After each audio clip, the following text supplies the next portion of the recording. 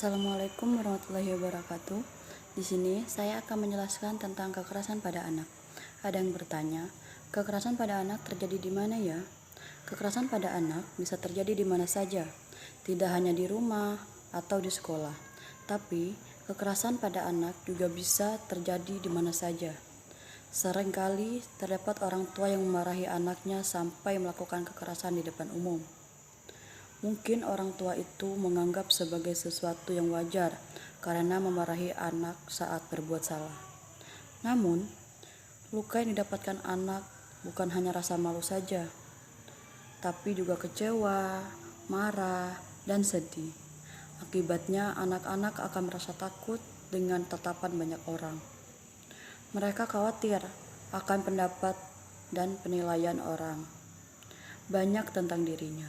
Apalagi saat anak mengalami kekerasan, tidak ada orang lain yang membantunya. Ada lagi yang bertanya, apa yang dilakukan saat melihat kekerasan pada anak? Beberapa orang mungkin tidak mau ambil pusing saat melihat anak yang mengalami kekerasan. Bahkan beberapa di antaranya tidak ingin dibilang ikut campur sehingga memilih acuh tidak acuh. Padahal, sikap inilah yang bisa memicu kasus kekerasan semakin parah.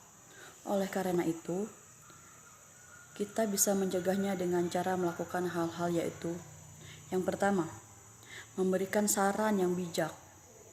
Beberapa orang mungkin akan merasa risih ketika melihat kekerasan terjadi pada anak. Jika kita salah satunya, cobalah untuk memberikan saran yang bijak kepada pelaku kekerasan. Berikan contoh dampak yang akan dirasakan oleh anak saat dewasa nantinya untuk menyadarkannya. Selain itu, beritahukan juga pelanggaran undang-undang sehingga membuat pelaku tersadar. Lalu, bagaimana jika pelaku kekerasan tidak peduli sama sekali dengan pendapat orang? Nah, kita bisa meminta bantuan kepada polisi untuk membantu menyelesaikan masalah. Meski pelaku kekerasan akan semakin marah, tapi setidaknya anak akan aman untuk sementara. Yang kedua, menyelamatkan anak. Hal kedua yang harus dilakukan saat melihat kekerasan pada anak adalah menyelamatkannya dan menjauhkannya dari pelaku. Beberapa pelaku terkadang tidak peduli jika tindakannya menyita perhatian banyak orang, sehingga tetap akan melakukan tindakan kekerasan. Nah, kita menyelamatkan anak dan menjauhkannya dari pelaku. Mintalah bantuan orang di sekitar untuk menyelamatkan anak. Dengan menjauhkan anak dari pelaku, anak akan merasa lebih nyaman dan tenang. Meski rasa trauma tetap didapatkan, tapi setidaknya anak sadar bahwa dirinya masih berharga karena ada orang yang masih mau menyelamatkannya. Yang ketiga, berusaha menenangkan anak. Saat anak mengalami kekerasan di depan umum, ada baiknya untuk menenangkan anak. Biasanya, kondisi anak yang mengalami hal tersebut akan terguncang. Jadi, kita berusaha menenangkannya, gunakanlah bahasa yang santai dan akan membuatnya nyaman.